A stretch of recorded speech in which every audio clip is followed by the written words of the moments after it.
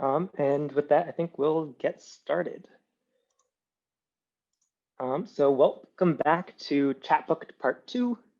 I'm going to start off with just a little bit of recap of what we learned yesterday, and then jump in to how to make DMs or and send socket messages to an individual instead of just blasting them to everybody or shouting, as Akshay said. Just checking, can everybody hear me? I know I've been having some audio issues. Awesome. Good. Cool.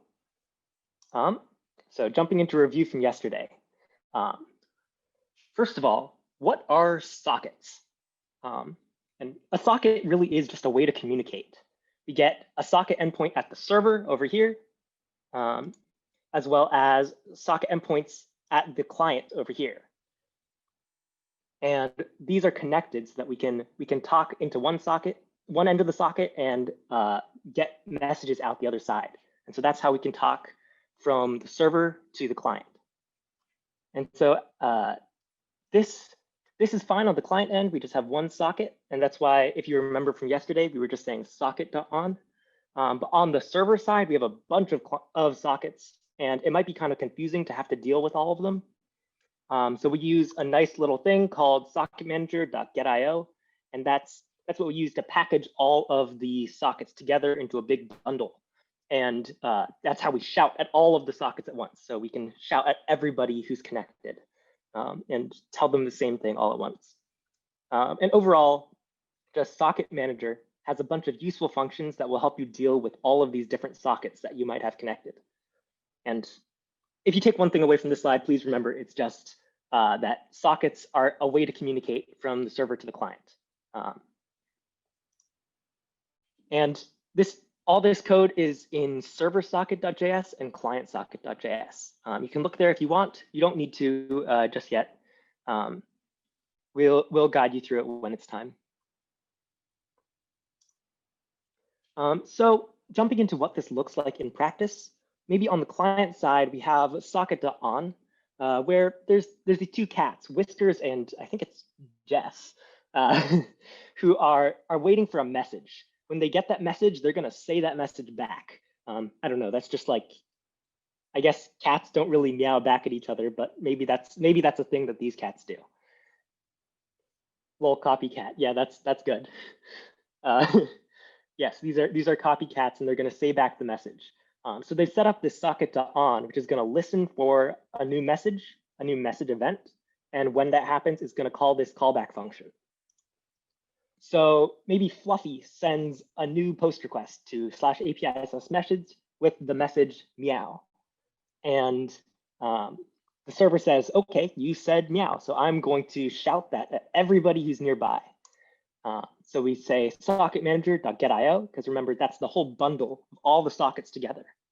And then we say .emit, the message event, and the message itself, which is meow. And this function automatically goes and it sends it to both of them, both Whiskers and Jess, and they both end up saying back meow. And all happy. So far, is that making sense to everyone? Can I get some thumbs up reactions if so? Excellent.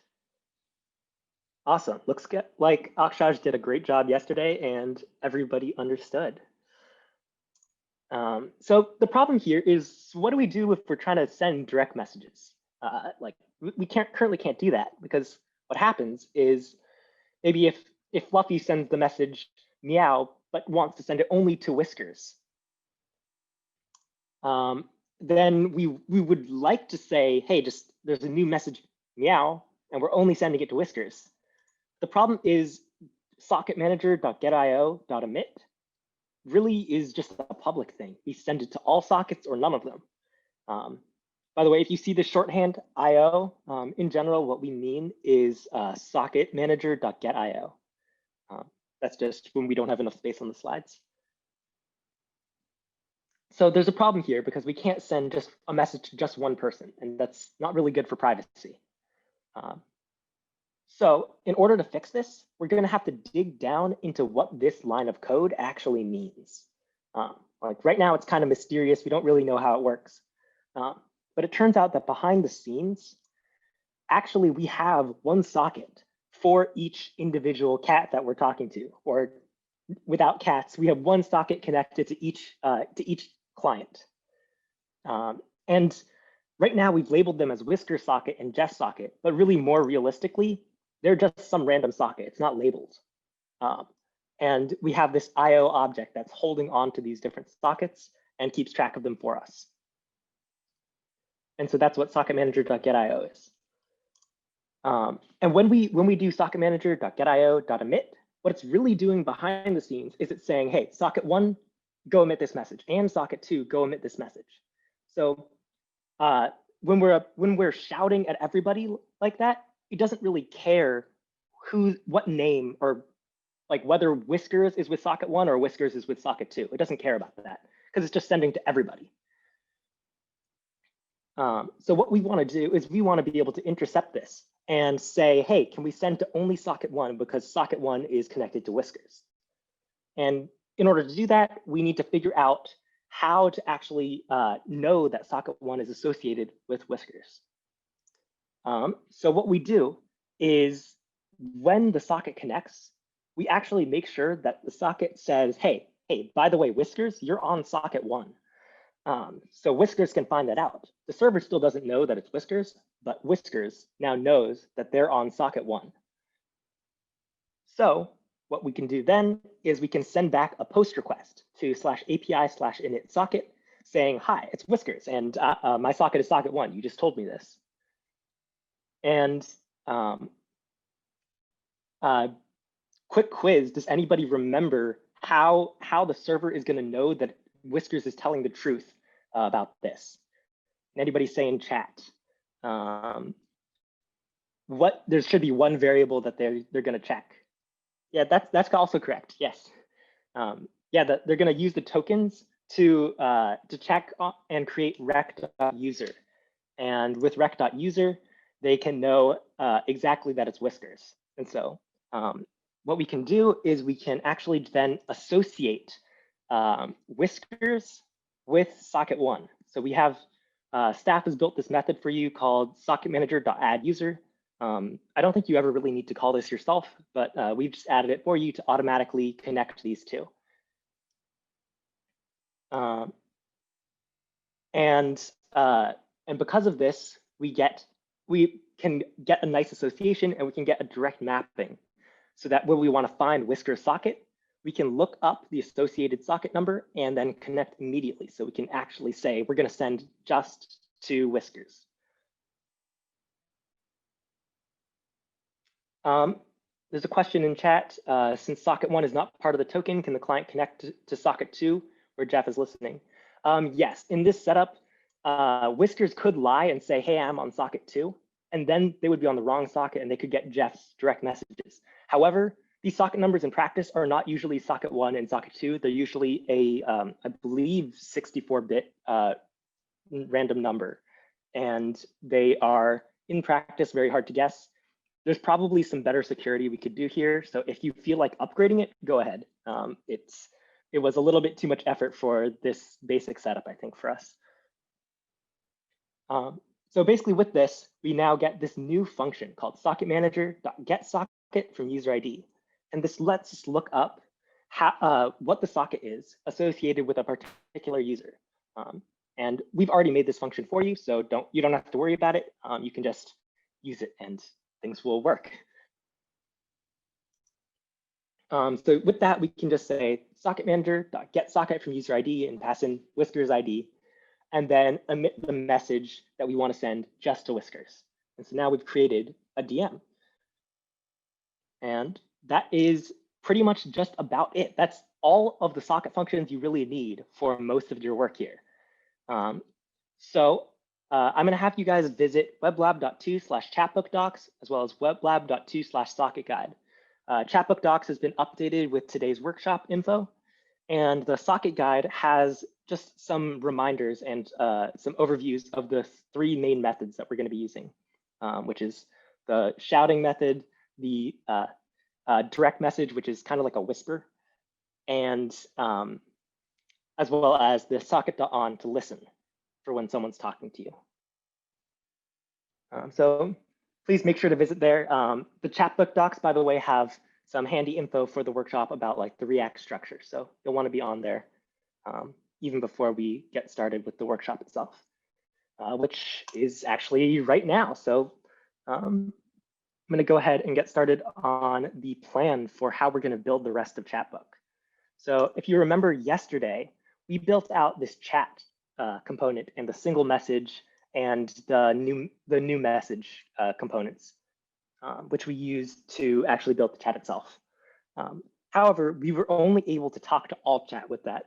So that's the chat where everybody online can see what it says. So today we're going to be adding in a new feature, which is the chat list. And the chat list is going to let us choose who we're going to talk to, whether it's all chat or a particular DM. So the way it's going to look is that chat list is going to have a bunch of single users. If you think about Messenger, that's the bar on the left with all the names running down it. And so you can click on one of those single users, and that will take you into your direct messages with that person. Or you can click on all chat, and that will take you into the all chat. So just simplifying a little bit, since these are the only components that are really relevant for today. The chat has already been taken care of, since you guys all did that yesterday in workshop 8. So with this, what we're actually going to do is we're going to insert the state and props. It's always really nice to work out what your state and props are going to be before you start coding. That way you can make sure that you have all the necessary information. So in this case, what we're doing is we're going to pass in the user ID from the app. This is the person who's currently logged in, and we're going to pass that into Chatbook, as well as the in Chatbook we're going to have a new state called active users. So this is in addition to what we had yesterday, which was active chat. This active users list is going to contain all the people who are currently online, since those are the people we want to chat with. Then we're going to pass this down into the chat list. We're going to pass the user ID, the list of active users who should show up in the sidebar, as well as the currently active users, so that we can highlight them in the sidebar. And then finally, we're going to have this callback function called setActiveUser, which, as you remember, we need to use callback functions in order to set a parent component state. And in this case, we're going to set the active, the user whose chat will next be active. It's a little bit confusing since we're reusing the word active here. But in this case, we're saying like set the user whose chat is going to show up, whose chat is going to show up on the right side of the screen. So it's the person we're going to be messaging. And then again, we're going to pass this down from chat list into single user, so that when we click on a single user, we can set that user as active. We can make them the person we're clicking on, as well as the user object that we're going to display in the single user, as well as a Boolean saying whether they're active or not. So should we highlight them? Cool. So this is a little bit more of a summary. If you guys are missing some of the types, you can see these in the Chatbook docs. I've just put them here so that way you guys can see it all at once. Really, the main thing for today is the user object, which is getting passed around in all the active users and it for each single user. So that's the important thing for today. Now moving on to the backend side. What's going to happen is we're going to start off with a socket connection, and we're going to immediately, as soon as we have our socket connection and we're logged in, we want to make a post request to /API/init socket. So again, remember that what this does is it sets up the association so we can say, hey, Whiskers is on socket 1. We know how to find one person socket. Then the other thing we're going to do is when you log in, we're also going to send an init socket. This is just because the socket could connect first, or you could log in first, and we're not sure which one will happen first. We want to make sure that we call init socket afterwards anyway. And it's okay if we call it twice. It doesn't really do any harm. So another thing that's going to happen is when we do this init socket, we're actually going to emit a new event that you guys haven't seen before. So this event is called active users. And remember, events are the way that sockets like describe certain types of messages. So in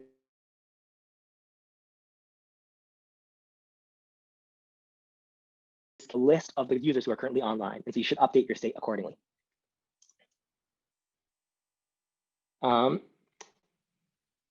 endpoint that we're going to be creating today is the get active users endpoint. This is for when a client clicks on Chatbook for the first time and we want to load the data immediately, because we don't want to wait for someone to have to log in order to get the this active users socket event. When the user clicks on Chatbook for the first time, we want to just load it immediately. So we make a get request and send back the data. With that, we've covered basically the whole structure of this workshop. So we are going to dive right in. Before we do that, I see there's a question in the chat. Is init socket like declaring that the person is online? It's kind of like that, yeah. So it's both declaring that the person is online, as well as declaring that they're using a particular socket. So I think in the skeleton code, we don't actually, or we don't do the declaring they're online. The skeleton code doesn't include this active users stuff, but it does include the association. So it will automatically like say, hey, Whiskers is on socket 1. Cool.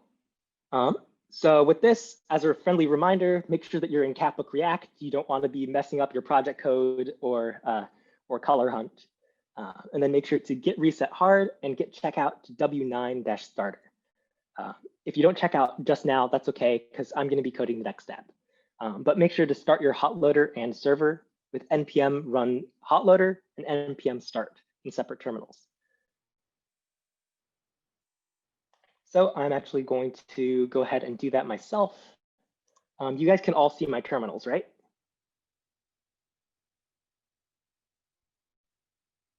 Cool. So I'm going to npm run hotloader and npm start. And I'm already on, I can do a git status to make sure that I'm on w9 starter, but just for good measure, I'll git reset -- hard and git checkout w9-starter. Just since that's what you guys will have to do as well. Okay, so with that, I'm going to start off in the code. And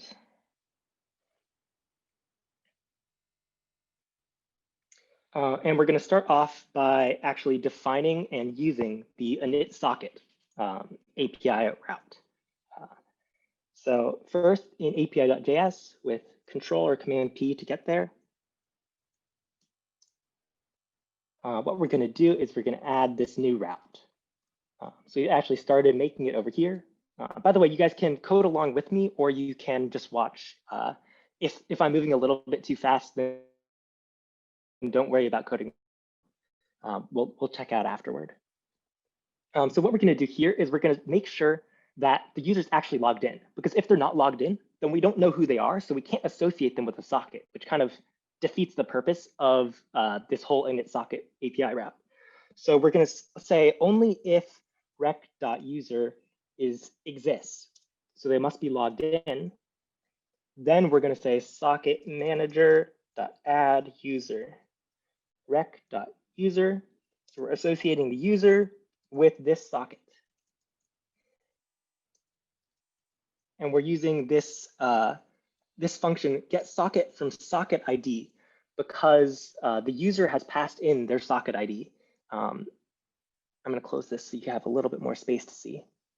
The user has passed in their socket ID into this post request, and we're going to use that to associate the user.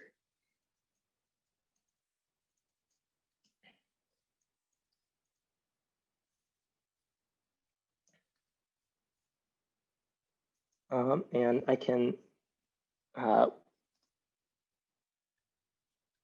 guess it's hard for me to tell how much of this code you can see because my videos are kind of blocking this.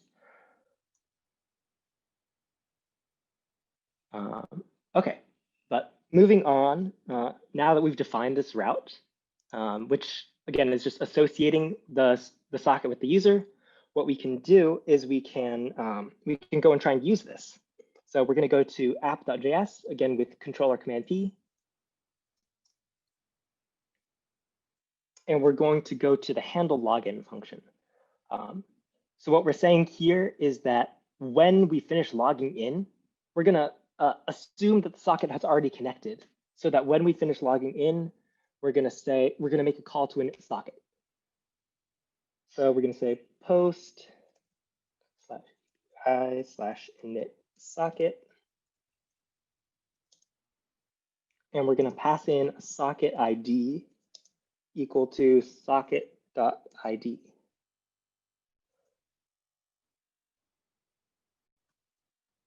And that is about it. So with that, we should be able to connect a socket. Just a handy trick, whenever you're working on your code, it's good to save often and then go here and check that your code is compiled successfully. So you can see my server started successfully and my hot loader started successfully. So you know that you haven't made any really big syntax errors that will be more annoying to debug later. So after that, we can go ahead and check out to W9 step 1. So git reset -- hard and git check out W9 step 1. And that will catch you up with me.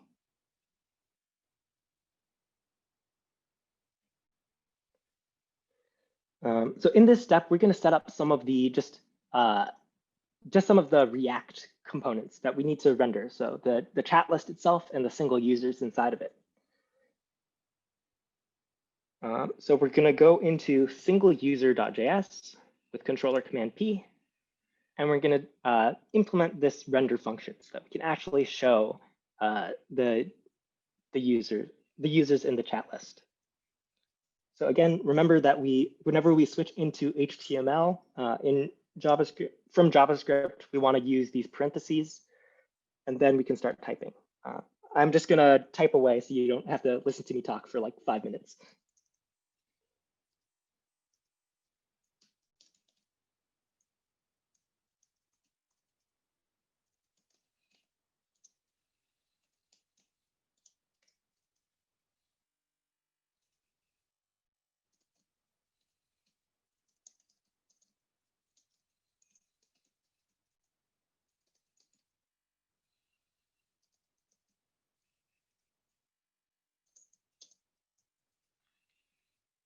So if you guys remember the special syntax, we're using backtick quotes and the $ and curly brackets.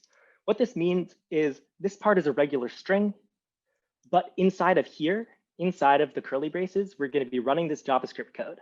And in this case, it's a ternary where we say, hey, is this the active user? This is a Boolean type. And if we're the active user, then we're going to say, we're going to add this extra class that will make this div look highlighted. So we know who we're chatting with. And otherwise, we're just not going to add an extra class. In addition, we're going to have an onClick method. So that way we can tell when we want to switch to making this user active.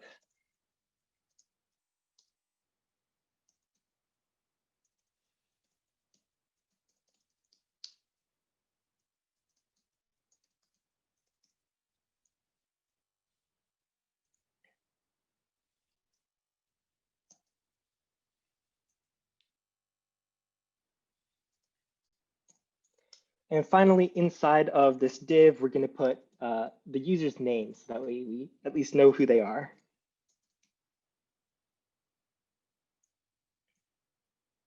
Okay. Then in the next step, we're going to go to controller command P and go to chat list. So now that we've defined the single user and how it's going to look, we can go and show how chat list itself is going to look. So we're going to We're going to start off with some of these empty tags. I think you've seen this before, but as a reminder, these empty tags just mean we're sending back multiple HTML elements, and we want to be able to group them, even though render only wants us to send back one HTML element. So we're going to start off the chat list with just a header that says, these are your open chats.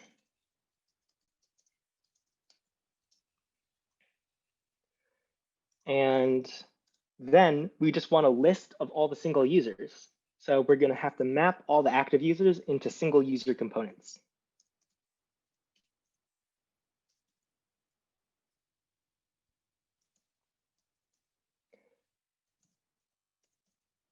So we're using the syntax of map, again, that takes a function with two parameters. So the first parameter is the user itself, and the second parameter is the index of the user in the list. So inside of the map, we're just, we're just returning a line, and we're returning immediately. So we're just going to use these parentheses instead of the curly braces, just because we're switching back into HTML mode so that we can return a single user.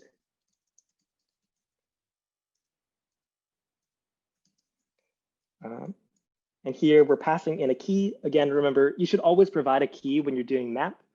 Usually the key should not be the index. We do what we say and not what we do. We're doing something potentially bad here.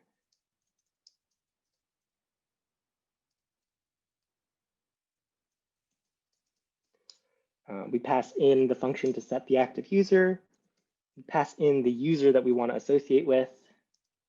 And we pass in the active Boolean. So we want to say if the user that we're displaying here triple equals this.props.active, which is the currently active user. So if the user is the currently active user, then we are active. And then finally, I need to just close this single user tag. Cool. So that creates the chat list. Now we're going to do some setup in Chatbook itself. So if you Control or Command P, we're going to go to chatbook.js, and we're going to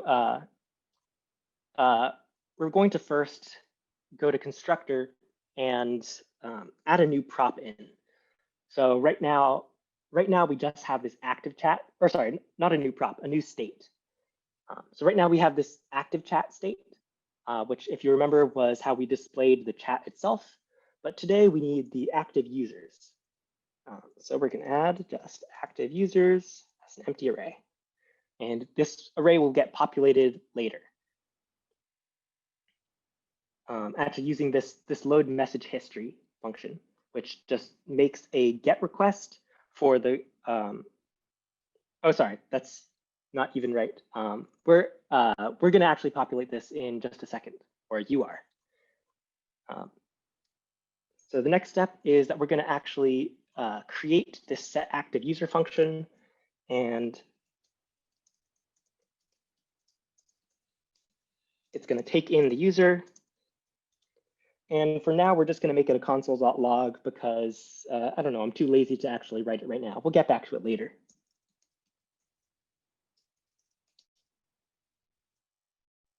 And another format string so that we can put in the username.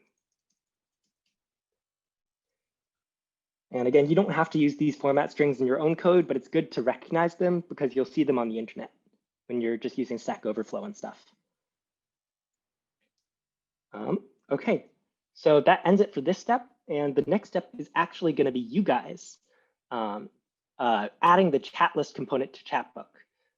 So you guys are going to actually figure out how to put the chat list inside of Chatbook's render function. And this is mostly just a review of how to use React components.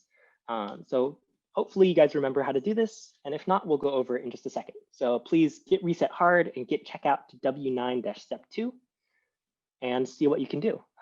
We have some info that you're going to be writing in chatbook.js, line 85. And if you need any help, you can go to weblab.to/chatbookdocs as a reminder.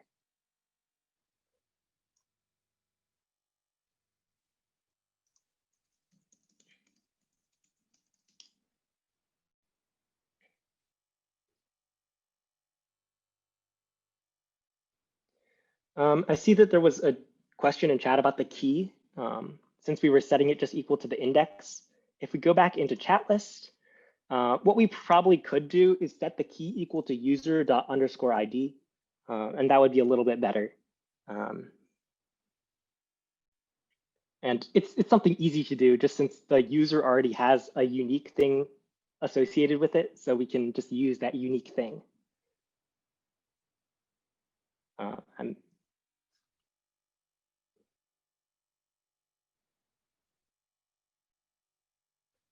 So as another hint, there should be a prop for the active users, which we should be able to pass in based on the active user state.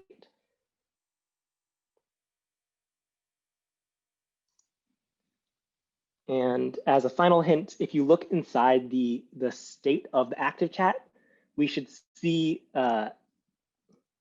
we should hold the current active user and pass the active that as the active prop.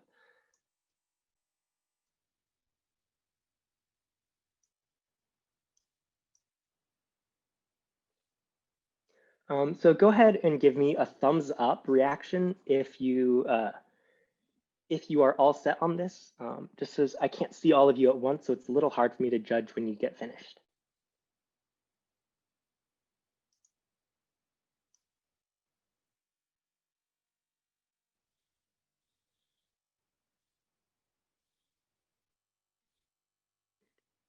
Okay, I only saw one reaction, so I'm going to give it another minute. But go ahead and still give me a reaction when you're finished, so I know how much time to give you.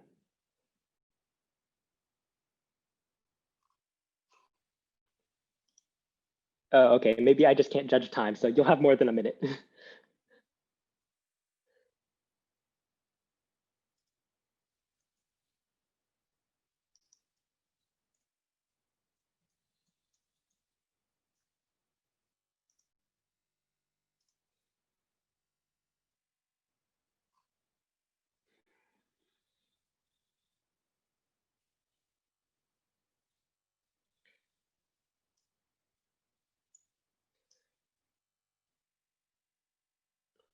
Also, just as to describe the overall vibe of this workshop, I'm going to be holding your hands a little bit less than we've been doing, just to try and get you guys used to figuring things out based on like looking at the relevant parts of the code.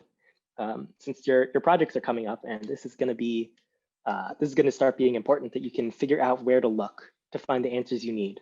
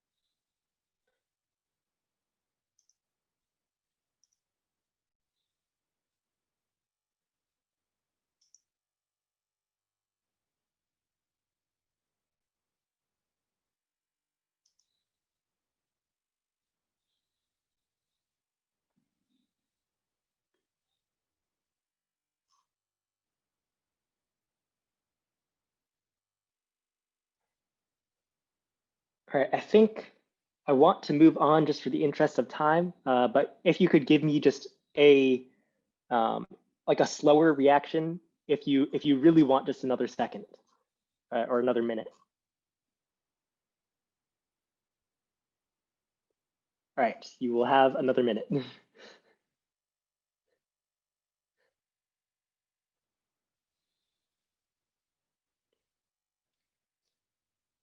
So again, another good place to look for the props that this should be taking is the Chatbook docs.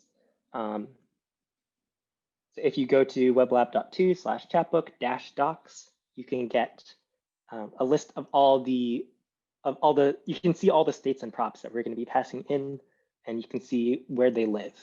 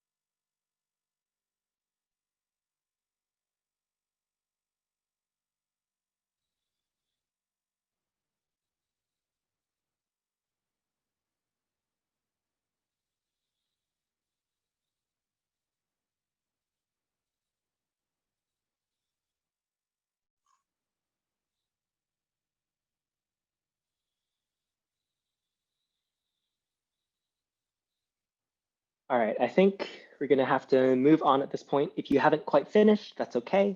We're gonna code this together, so you'll have the chance to catch up.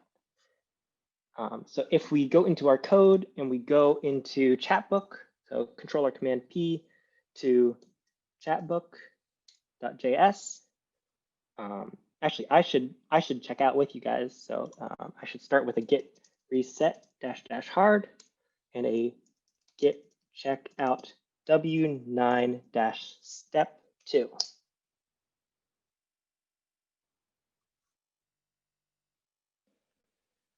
And from here in Chatbook, what we're going to do is we're going to go into the render function, and we're going to add in the chat list component. So we're going to say chat list, and we're going to pass in. If you want to know where to look for the props, you can always check here. We try to keep these prop types up to date, but sometimes we miss something, so you can't always quite trust it, but you can always just look for whenever we say this.props.something. So going back to Chatbook, we know we need to pass in the set active user function, and we're just going to pass in the function that we like fake defined with a console.log up here.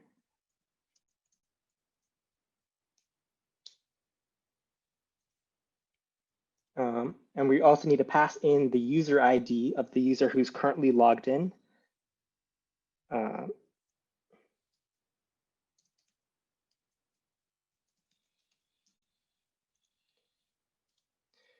We need to pass in a user's prop, which is going to be all the active users. So this.state.active users. And we're going to pass in the currently active user whose chat we're seeing. And we can get that from the active chat state, if I can type.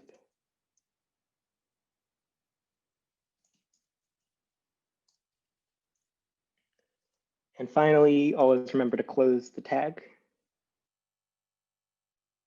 And that's about it. So again, if you ever are wondering where to look for the prop names, you should always check in the component that you're creating. And you should look for when you're using this.props.something. And when you're looking for the values to pass in for them, you can look in your state, you can look in your props, or you can say, hey, maybe I don't currently have access to the data I need. So maybe you look in the parent and say, what can I pass down to this? So in this case, you would be looking in app.js. Right now, you don't need to do that, but it's a good strategy for when you're writing your own code. So we're going to make sure to save this and go over into our terminal. We can see there's no more errors. And if you guys want to catch up with me, you can do git reset -- hard and git checkout w9 step 3.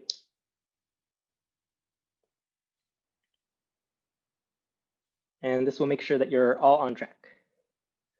And we can go ahead and check this out in the browser. I have two windows open to Chatbook because I have access to the Web Lab staff email. If you have another email account, it'd be useful if you can sign in like an incognito tab. Though you have to make sure if you see this eye icon in the corner, you'll need to allow cookies. Otherwise, it won't let you log in. And this is just because we're sending DMs. We need someone to send them to, right? If you don't have an extra email, we make sure that you're able to send DMs to yourself. So in some later steps, you'll be able to do that. But in any case, we can see that we're now creating the chat list component. We can see open chats right here. So it exists. But right now, there's no users because if you recall, in our Chatbook state, when we made it, we just used an empty list. So the next step is actually for you guys to figure out how we can, how we're going to be able to get this. So you're going to implement the API route in api.js. So the goal is for you to be able to send back a list of the currently active users.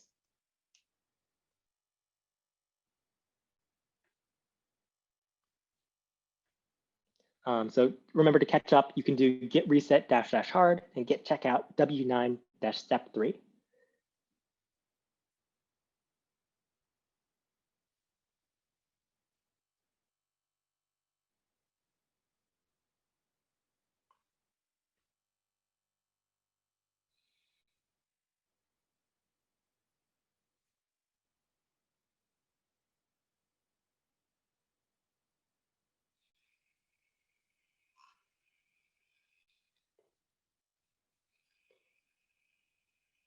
So as a hint, you can use, in order to send back the object, you're going to need to do a res.send and then put in the object. And in case you've forgotten, the way you create an object is just by using these curly braces and then saying field : value, and then you can do more after a comma.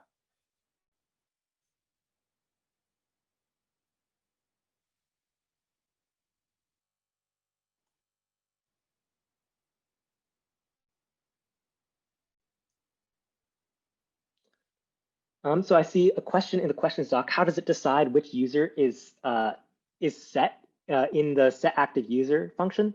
Right now, the set active user function doesn't really do anything. Eventually, it's going to set the user based on what we pass in. So one of those single user components that's going to show up in the list. Remember, think of them as just like a name in the left side of Facebook Messenger. And when you click on that, it's going to pass in its user to the set active user function. And that's going to change the chat so that way we're seeing our chat with that person.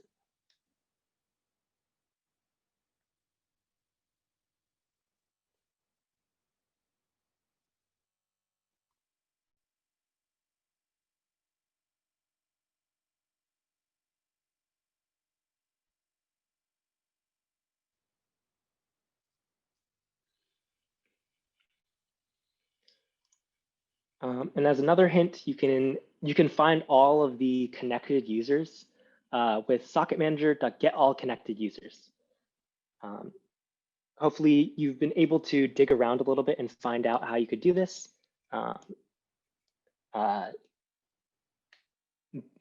But this is just one of the helpful functions that we made for you. Sorry, I meant to say that earlier. So if you go into Socket Manager, you can get this function. Someone in chat has said it's returning no connected users. That's very unfortunate. Can you try reloading? You might see yourself as connected. If reloading also doesn't work, you might want to click on the profile tab and then back to chat. And we'll go over why this happens, and we'll fix it later.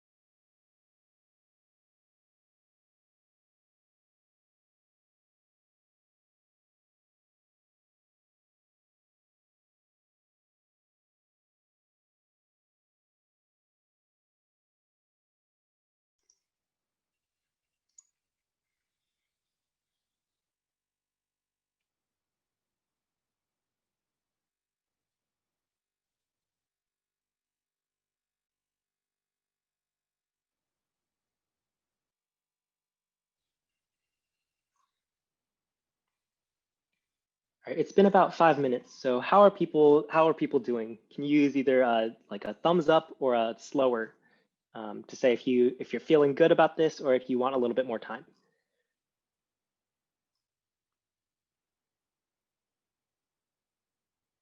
Okay, I'm seeing mostly thumbs up, but I think we'll give it just one more minute for people who want to just have a little bit more time.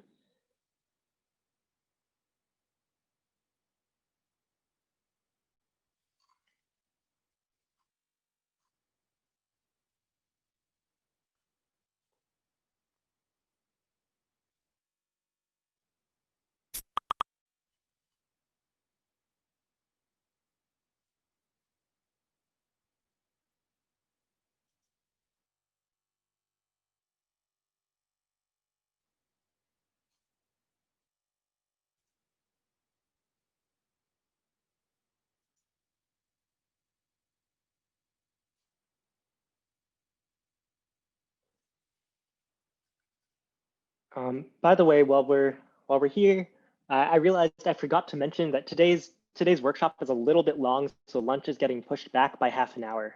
Sorry, I meant to mention that at the beginning.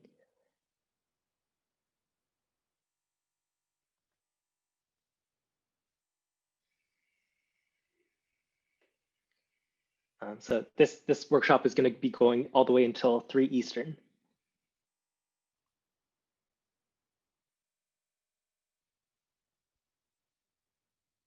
All right, with that, I think we're actually gonna move on. Hopefully you guys have been able to do this. Otherwise, no worries at all. We're gonna code it up together right now.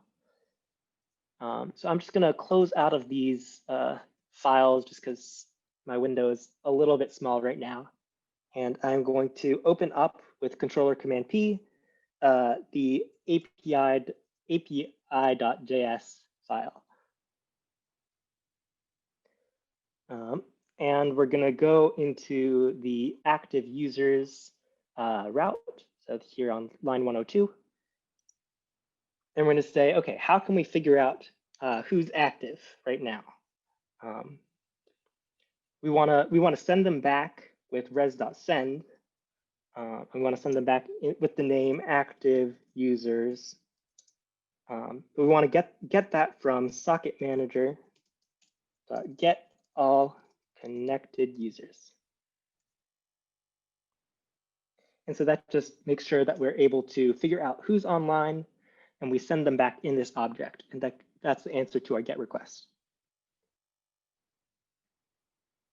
So with that, we can save, and we can check to make sure that things have not errored.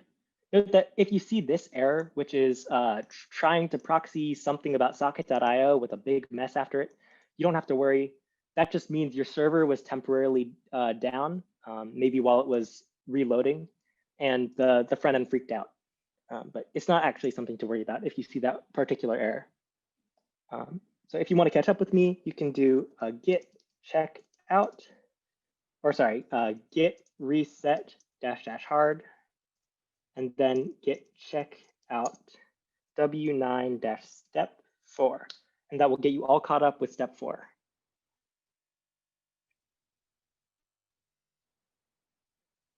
And then if we go over here and we check our, we try logging in our localhost 5000, we don't see anything. And that's kind of weird, but maybe if we click on profile and then back to chat, we still don't see anything.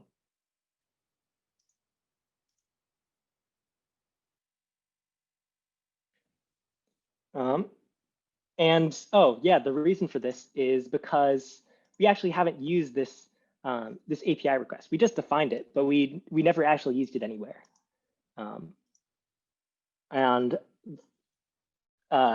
quick tip, in case you didn't know and you ever want to do this, if you do Command-Shift-F or Control-Shift-F, you can search through all of your files.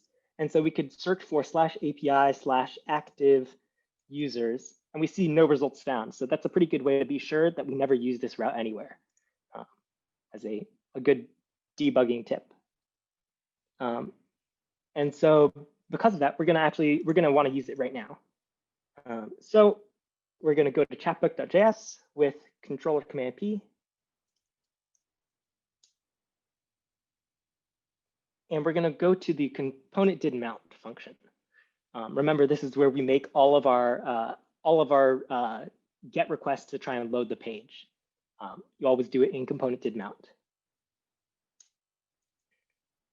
So we're gonna add a GET request that's gonna figure out who is currently active and online. So get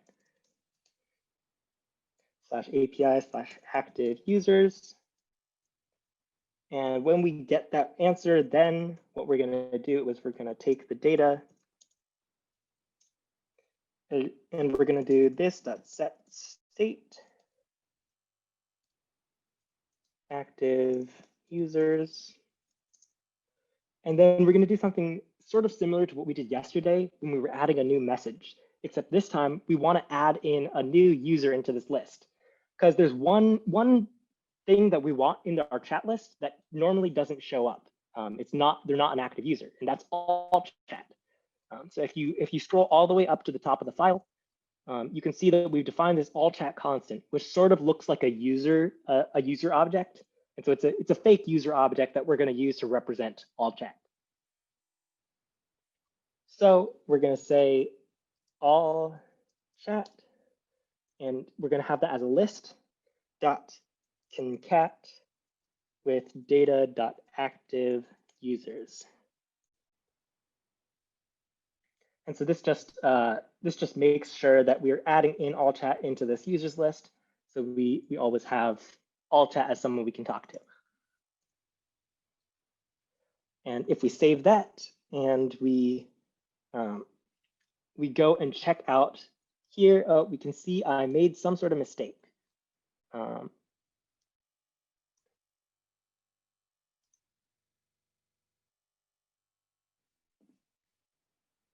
socket is not defined. That's the same mistake I've been making for so long. So if I go back into API.js, you can see I said socket instead of socket manager. So that's my mistake.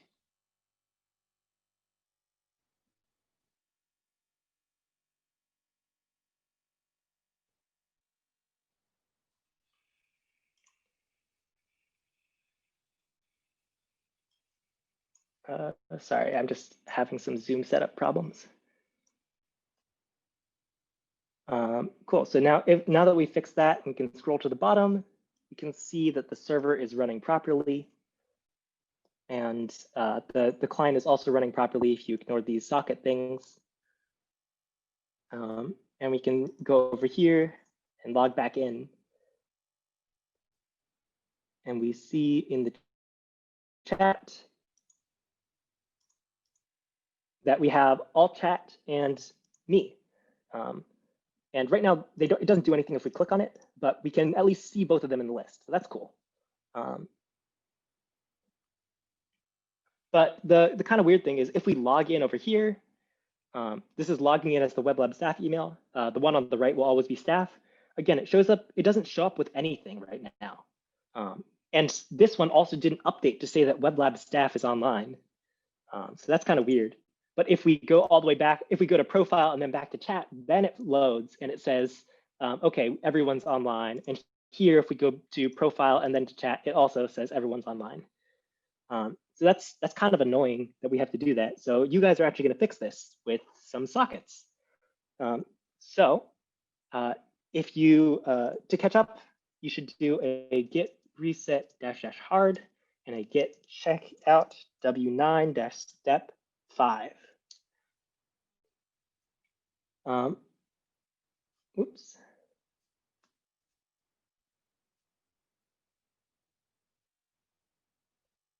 Oh, my computer's going crazy.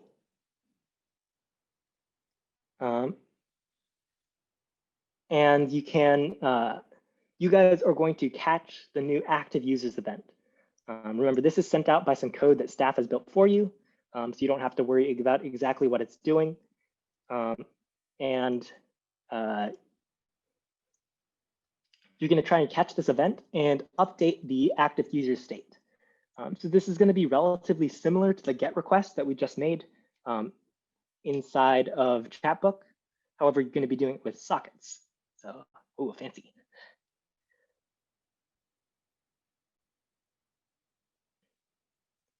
And as a first hint, you guys are going to be using socket.on and then some event name. In this case, it's not going to be message, but you can look at the socket.on message in order to see what it should probably look like.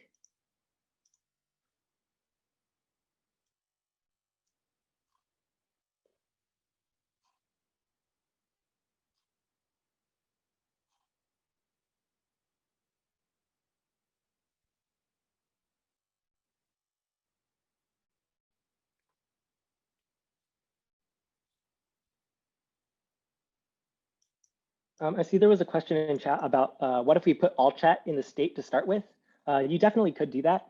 However, it would probably need 2 updates because you can't always just say this.state.activeusers.concat with the new data, because then you might actually duplicate some of the users. We want to completely overwrite that state.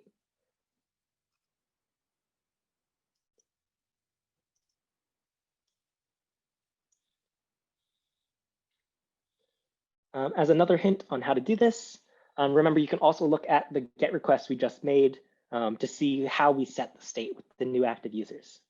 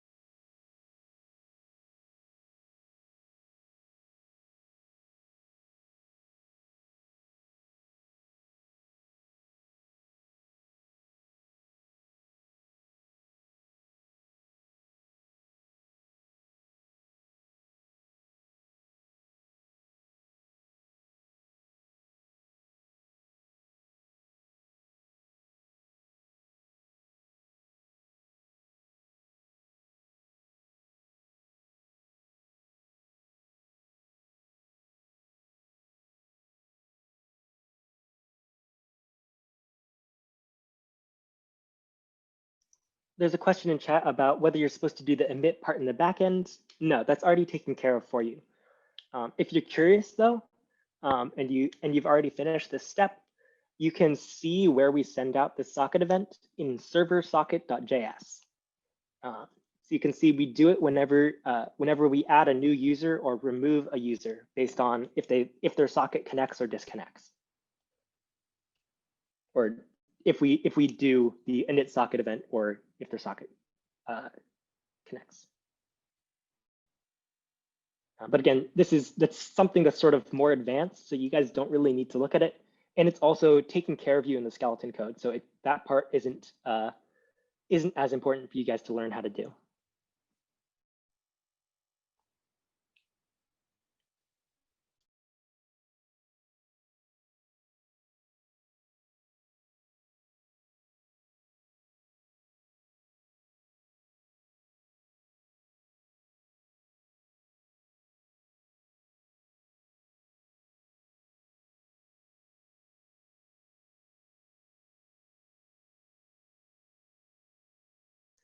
And with that, it's been about 5 minutes. So could you let me know in the chat, or sorry, in the reactions with a thumbs up or a slower, if you want a little bit more time or you're all set to go.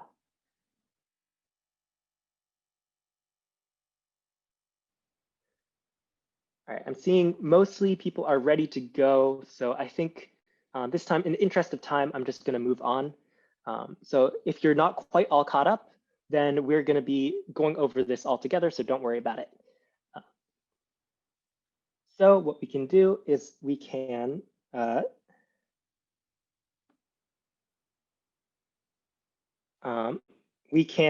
into chatbook.js, just over here,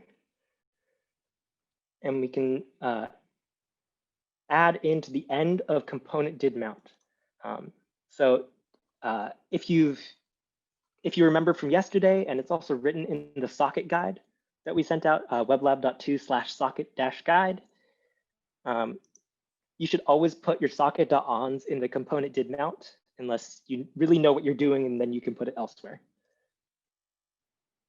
So in this case, we're going to do socket, I can't type, socket dot on active users. So when we get the active users, then we're going to say, we're going to take that data and we're going to do this dot set state to active users. We're going to set the active users just like we did before in the with the get request. And we're going to set it to all chat as well as the data.active users. And so again, this looks pretty similar to the get request we made right above here. So like in the get request, we have a dot then that takes in data and does pretty much the exact same thing. In this case, we checked that the user's logged in. This is not really necessary. But in this socket.on, we also say, hey, when we get this event, we're going to do this callback, and we're just going to set state in the exact same way as before. So if we just save this and we go over to the console, we can see there's no errors. And if you guys want to catch up, you can do a git reset -- hard, git checkout w9 -step 6. And wait for everything to compile again. Looks like things are good. So we can go back over here and we can test out that the chat list now updates when we click on a name. That's really cool. If Google will log in, sometimes the internet is our friend. And so we can see if I click on my own name, it updates the chat list, maybe. Oh, sorry. No.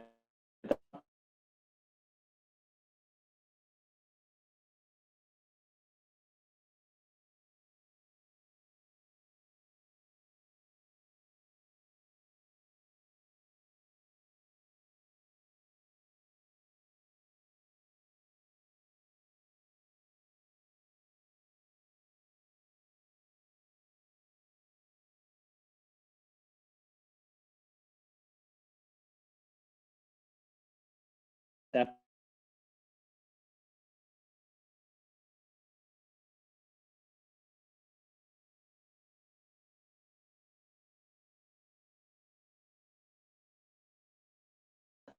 Looks like I'm having some internet troubles. Am I back for everyone? You're back. Cool. I'm going to reshare.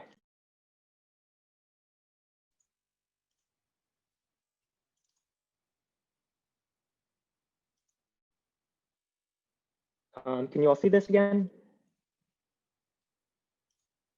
Cool. So if we now log in, we may need to reload a couple times just because Google gets mad if the internet goes out. And now we can see we didn't even have to click on this tab on the left. It already says MIT 6148 Web Development Competition. It already has the stashed email up. And we didn't even have to do anything. So that's pretty cool that the chat list will now live update, just like the chat will. So now that that is all set, the only thing that we have really missing is that when we click on someone's name, we want to load their chat. And right now it does nothing when we click. So you guys are actually going to take care of that in the next step. So you guys are going to implement the set active user function. Remember, earlier we made it with just a console.log, and now you guys are actually going to write it. So if you haven't already, git reset hard and git check out W9-step 6. And you guys are going to figure out how to load the message history for the new user, not the current active user, but the new one. And then you're also going to set the state active chat to the new user and an empty message array. So that way we can be ready for when we load their messages. You can sort of look at how we did component did mount to see where we use load message history. And this will give you a little bit of a glimpse of what this normally looks like.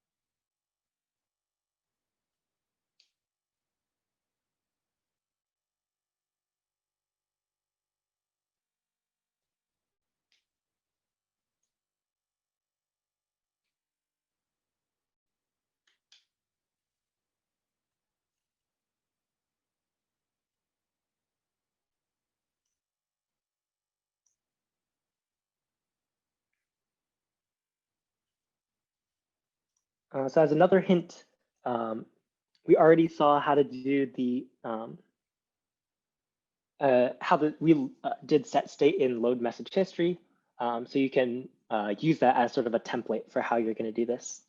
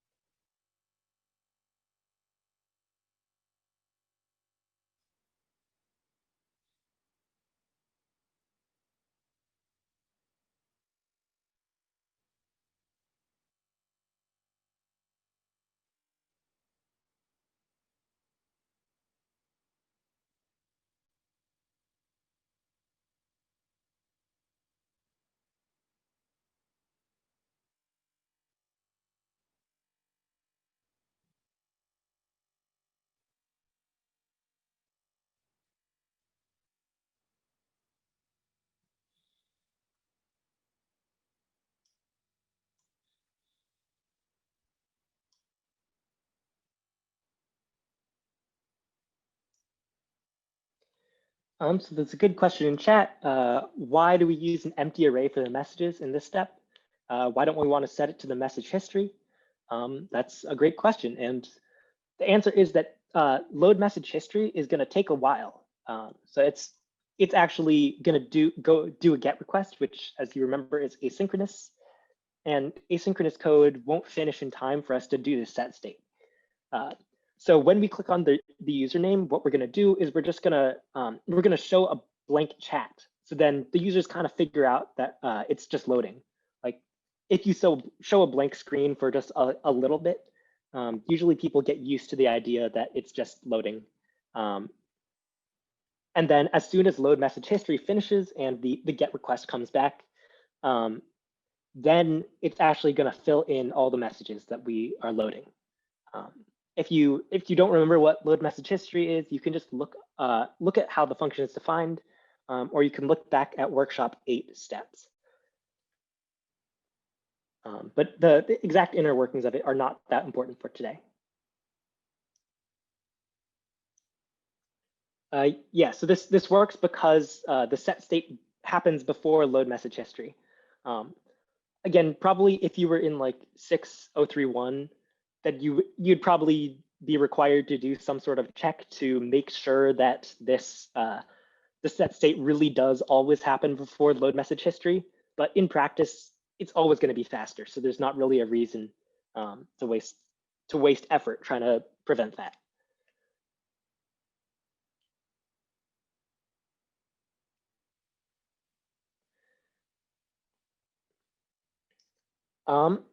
Another person asked, do we say to load message history first, but we could swap the order in order to prevent this potential race.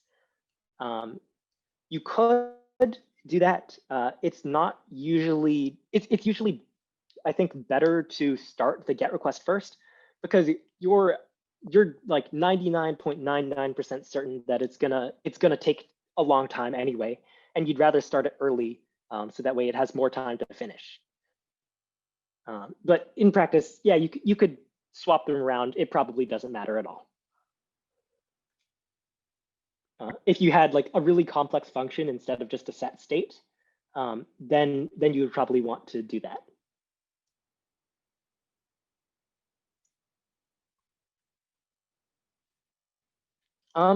There's another really good question saying like, currently when we get the chat from load message history, that GET request actually only gets all chat, and you're correct. We're actually going to be covering that in the next step.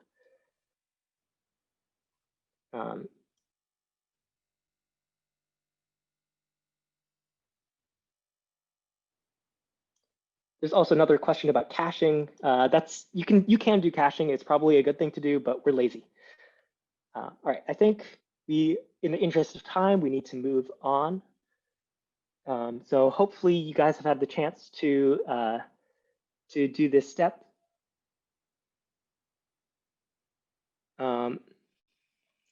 And if not, then we can code it together right now.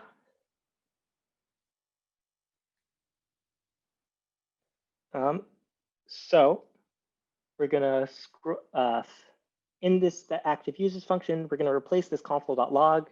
Instead of just saying that we're gonna switch to the active user, we're gonna actually do it. So we're gonna do this.load message history, and we're gonna load the history of the user that we're setting to be the active chat.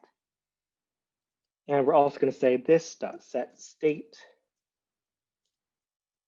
active chat, and then recipient is going to be user, and the messages are going to be empty.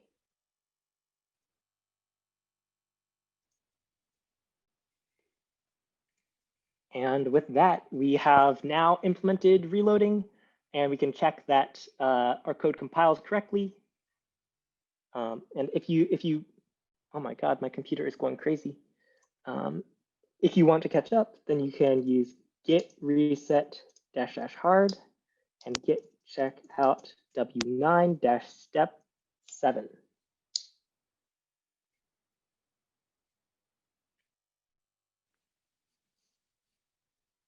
So if we go over and check, we can see that we now reload the chat. But as you guys pointed out,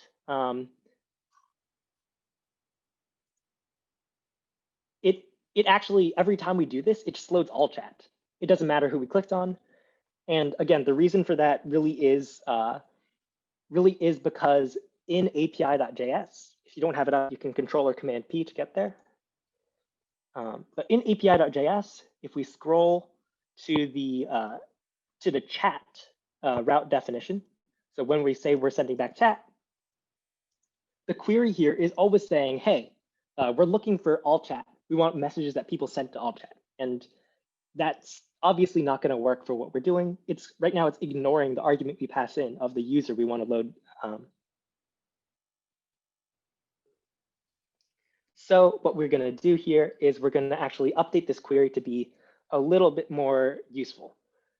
So let's delete this, and we're going to actually say let query because we're going to update it in an if statement here. So we say if rec.query.recipient_ID. So that's, if you remember in Chatbook, this is, or in load message history, that's what we pass in. So if the recipient ID triple equals all chat, should probably have a constant for that, but we're lazy, so we don't always follow our best coding practices. But if the recipient is all chat, that means we want to load all chat. So we want to load all messages where the recipient._ID is equal to all chat.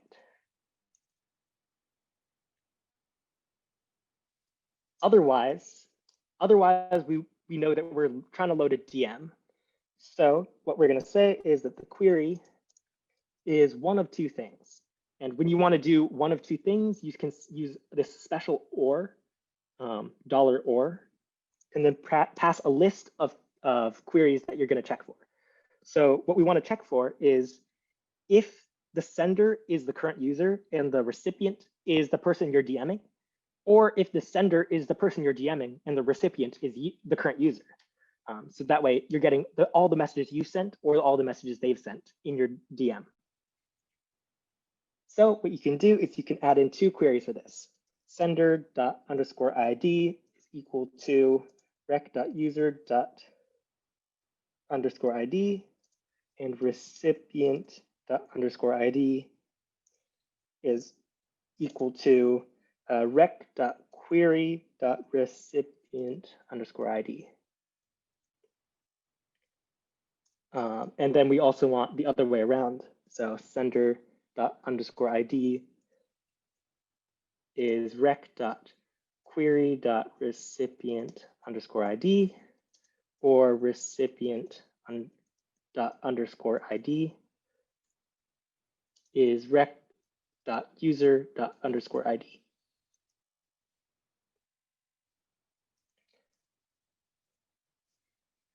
So this is some really useful MongoDB stuff where you can use $or or $and there's a couple other operations you can do. You can look this up if you have time, but probably $or is the most useful. And this will find all the messages that either I sent and the person I'm talking to received, or that I sent and the person that the person I'm talking to sent and I received.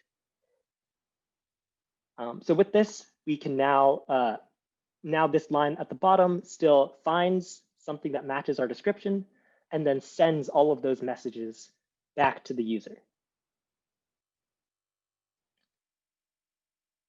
So if we go ahead and save this and we check for compilation errors, it looks like everything is okay. Then we can go back here. In this case, because we only edited the server code, the client isn't going to reload automatically. The hot loader only detects client changes. So we have to reload ourselves. And we can log in here and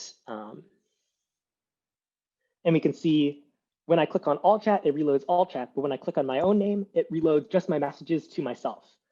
So if I say this is a private message. Then it shows up in my DM with myself. But if I check in all chat and I scroll all the way to the bottom, it doesn't show up there. Woohoo! My DMs are private.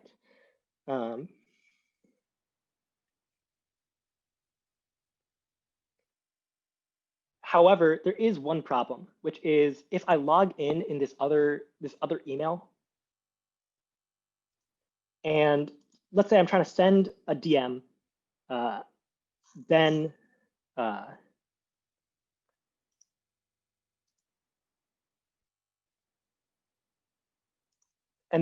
but at the same time, let's say that this Web Lab staff email is in all chat. You just scroll to the bottom because you know that something bad is going to happen. And I'm going to send a private message saying this is a DM. And you can see it at the bottom. And if you see in all chat, we see this is a DM. And that's terrible. That's really bad. In fact, even worse, if I send a message just to myself, this is a private message again. We see that too.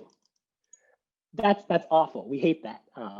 Like imagine if I'm texting Shannon and I'm saying, oh no, we have to fire Akshash. He's too good of a TA, and so we're all gonna get outshined. We can't have that showing up in everyone's chat history. So we need to fix that. And the way we fix this is we want to not emit. We don't want to shout to everyone when we get a new chat. If it's a DM, then we only want to send it to the person who it's intended for. So if you scroll down into this post request, and in fact, if you want to get caught up with me, you can do a git reset -- hard and a git checkout w9 step 8. That will get you caught up with everything from step 8.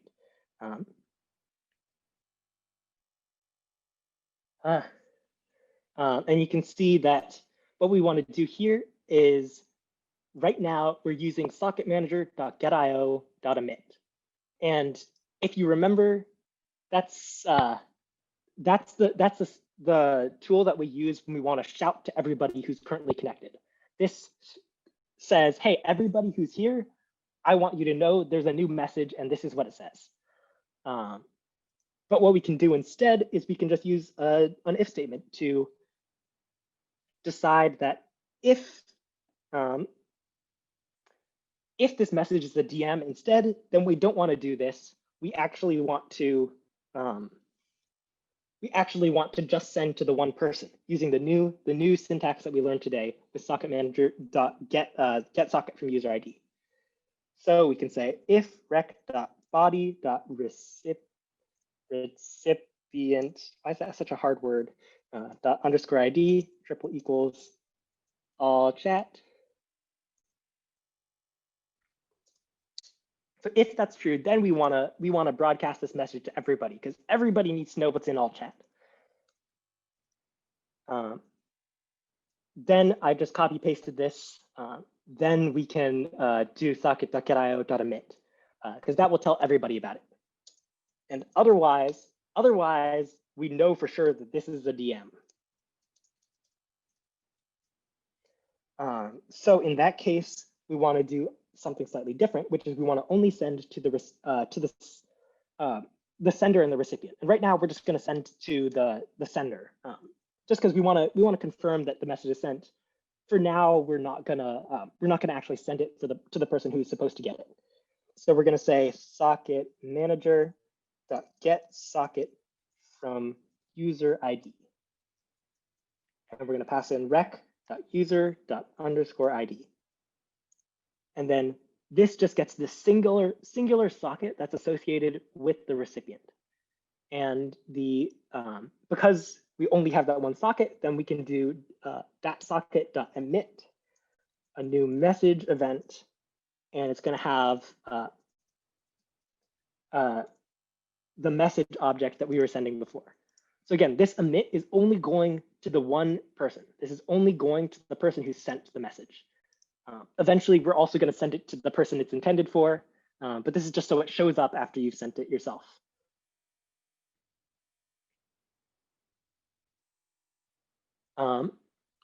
So we can actually go out and check this for ourselves. We can see that the code has compiled correctly. And when we load this, we can check that our DMs don't get broadcast to like literally everybody. So if I send a private message just to myself, and then secretly likes cats, and we send that just to me, we now see if I scroll down in all chat, it doesn't get sent to the other users. So that's a really good thing. However, there's still one problem. If I send a DM to this other user over here, while they're in all chat, I can say, this is another DM. And we can see that, oh, it doesn't break. Huh? Oh, no, OK. I forgot which bug I was trying to show you. So if I send something in all chat while the other person is looking at their DM, I can say, hello, everyone. Man, typing is hard today. And we can see that it actually shows up in our DMs. And so like this isn't a privacy issue, but it's just kind of annoying because this message isn't actually in this chat. So it doesn't do what you would think it does. And the reason for this is because if you actually look in our chatbook.js with controller command P, when we get this new message, so this is in component did mount at the very end. When we get this new message, we just automatically add it to the current chat. But what if the current chat isn't actually what the message is part of? Like if, like in this case, we were sending a chat in all chat, but the current active chat for the user on the right was a DM. So it automatically added it to the wrong chat. So we actually want to do some filtering here to make sure that we only add it to the current chat if it's actually relevant. So I'm going to start out with defining some helper variables, and you'll soon see why, because there's a lot of typing for this step, a lot more than you'd think. So I'm going to say const me.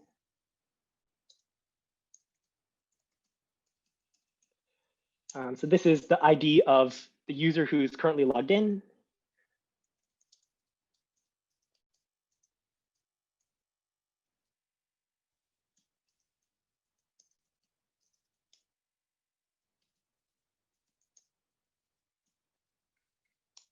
You have the person that we're chatting with, so either all chat or the person whose DMs we're in. You have const sender, which is the person who sent the message that we just got. So data.sender._ID. And we also have const receiver, who's the person who is supposed to receive that message. Data.receiver.recipient._ID. So now that we've defined these variables, we can now do a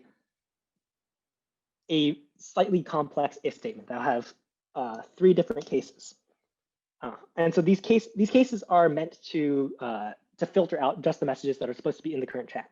So if we're doing a DM, the messages we want to show here are, again, the messages from me to the person I'm talking to, or from the person I'm talking to me. So in that case, we want to allow 2 things. We want to allow either the receiver triple equals the person we're chatting with, and the sender triple equals me. Or we also want to allow the sender triple equals the person we're chatting with, and the receiver triple equals me. In addition, if if we're actually loading all chat, then the receiver is never going to be me, and the sender is only sometimes going to be me. So we also want to load these messages if the receiver triple equals all chat. So if the message was going to all chat, and I'm currently chatting with, I currently have the all chat open. So that's chatting with triple equals all chat. So if all of these things, if one of these things are true, then we actually do want to add this message into the current chat. So we can copy paste this set state into this if statement. And I have my nice auto formatter. If you still, if you haven't set up your auto formatter, you can look in Piazza to see, I think Daniel made a post about how to set that up. So we can check that this actually worked by going and seeing that there's no compilation errors. And we can log in both windows.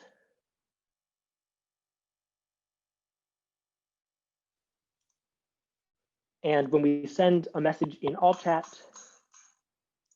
while the other person is looking at DMs,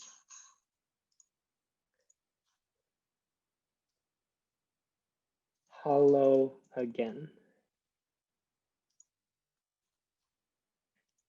And we see it doesn't load in the DMs, but it does load in all chat. And so with that, we're almost done. The only thing left is that our DMs actually don't quite load automatically. So if we say, I don't know, puppies are good, then it doesn't actually load automatically. We have to click to reload, and then it shows up. So as the final step in this Chatbook workshop, you guys are going to be responsible for fixing that. So if you git reset -- hard and git checked out W9 -step 9, then what you guys are going to do is try and emit this message to the recipient, to the person who's supposed to receive it. So again, this is in API.js line 119, and you can look at how we sent the message to the sender and try and copy that format. It should be pretty similar. And in fact, in general, all the times you do these socket.emits, they're going to look almost the same. You're going to be using pretty much the same syntax. So in general, if you just look back at this code or at the socket guide, plugging it again at weblab.to/socket-guide, you'll see pretty much the same code that you'll need to write.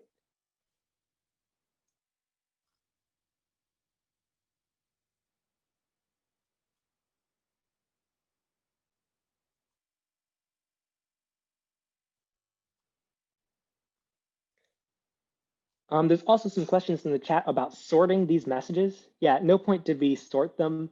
We're kind of relying on some unspecified behavior of MongoDB, where it probably keeps them in sorted order. If we really want to be safe, we could remember that all the messages have a timestamp, and we can sort by that.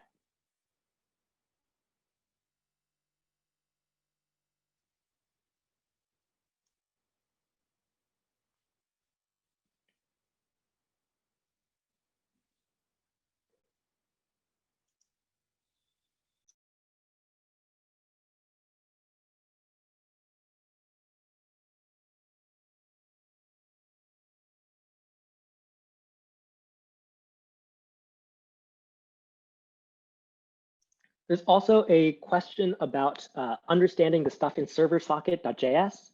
You definitely don't need to understand that stuff.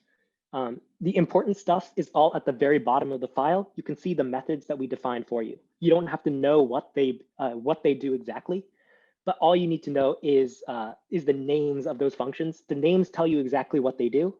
So if you just look at the functions, you can figure out how to use them. But again, you don't need to know how any of the code in that file works. Well, actually, since we have a little bit of extra time, we can go over it in this workshop, though.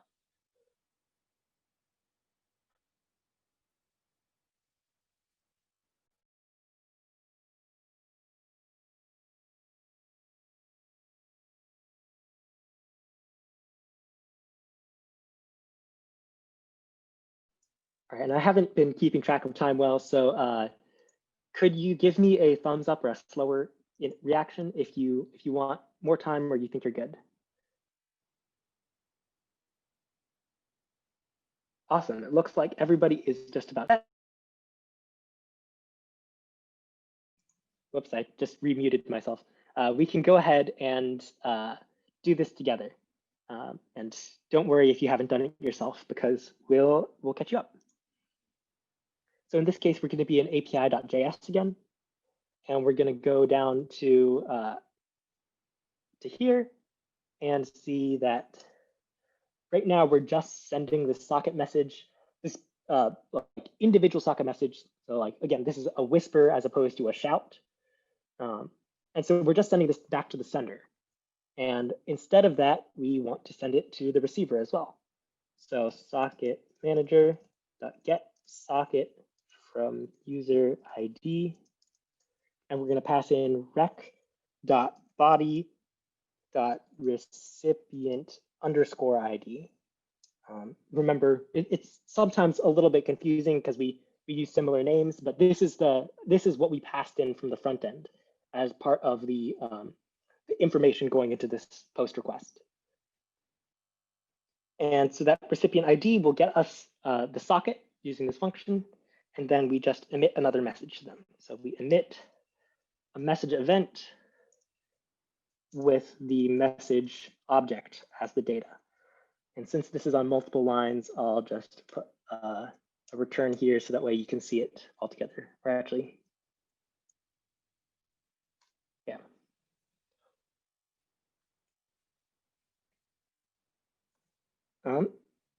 So with that, you've actually just completed Chatbook. So we can see that everything is running okay. I didn't accidentally say socket instead of socket manager. And we can log in. And we can try sending DMs and watching them show up in real time. So if we send a message here, cats are okay too, I guess.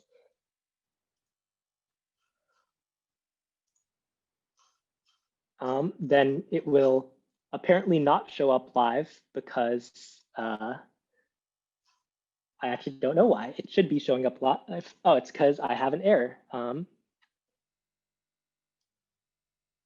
Recipient ID is undefined because I apparently can't spell. So this should, oh, in this case, it actually is, it should be rec.body, not Dobby. And it should be, it should actually be recipient._ID since we pass in the user. If you don't want to just see my mistakes, you can just check out to see the exact answer instead of me typing badly. So you can git reset hard and git checkout W9-complete.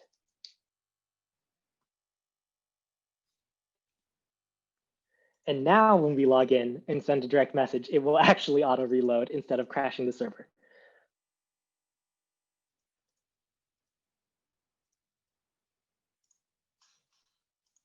And we can say,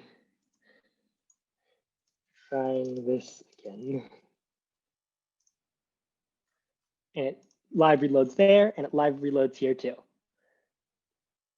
So congrats, guys. You've managed to make an entire new page of Chatbook in just 2 days. Like, I kind of can't emphasize enough how crazy that is. Like, the original Chatbook took us 6 days of coding, and we've just finished this chat app in 2. So you guys have done awesome to keep up with this. I know we had to move a little fast at some points, but hopefully you guys feel confident in your sockets now. And to emphasize that, I really want to just say, like, this is pretty much all you need to know. When you want to shout something to everybody who's connected, you use socketmanager.getIO. Versus if you want to just whisper to one person so that no one else can hear, you use socketmanager.getSocket from user ID. And you use that to find the appropriate socket, and then you can just use .emit to connect.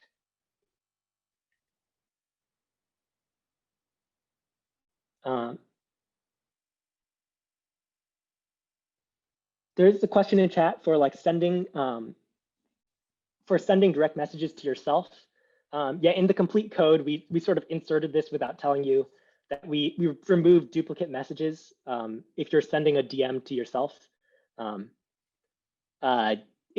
You don't have to do that. You can just show up twice. Like that's what iMessage does. So a perfectly valid chat application can have not this line or not this block of code. Yeah, so with that, we have a couple extra minutes.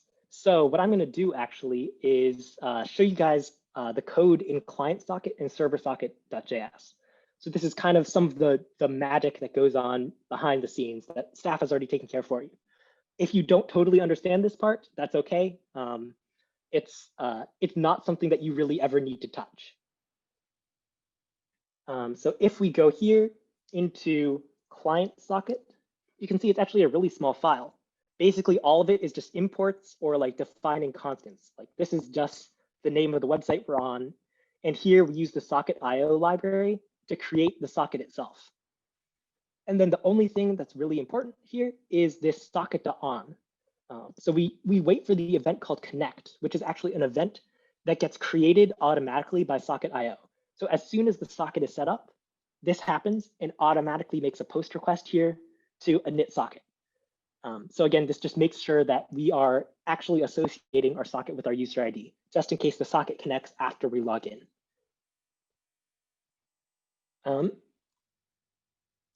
And if we also do controller command P and go to server-socket,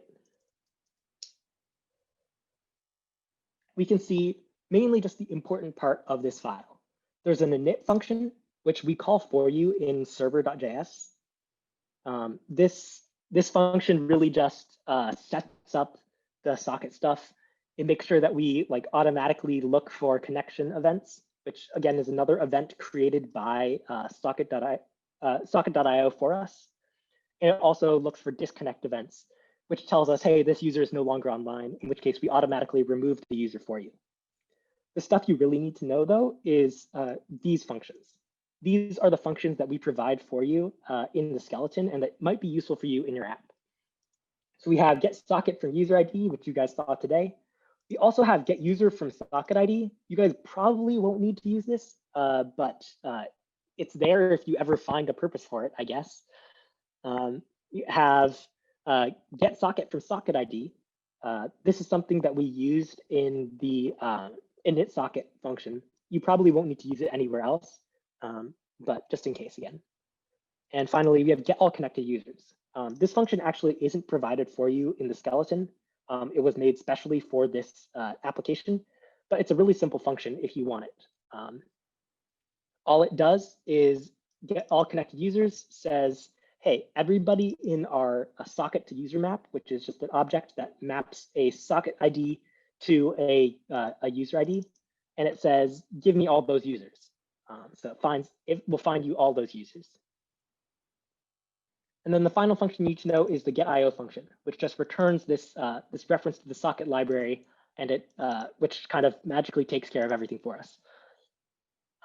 If that made absolutely no sense to you, that's okay. You don't need to know this. All you need to know is that these functions are here for you to use in your own code if it's convenient to you.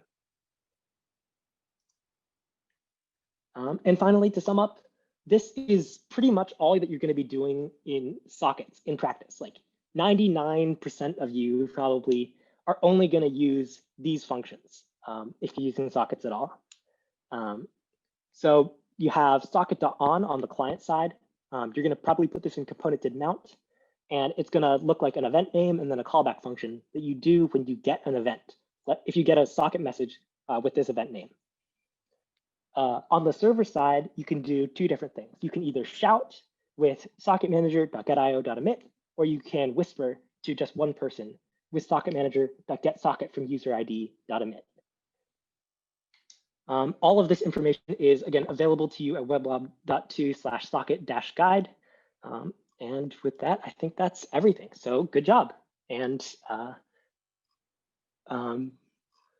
yeah, I think that's the end of the workshop. Make sure to come back after lunch. We have an awesome sponsor lecture from Bloomberg, as well as I think Kai has a really cool security workshop or lecture where we're going to be showing some of the vulnerabilities and protections of Chatbook.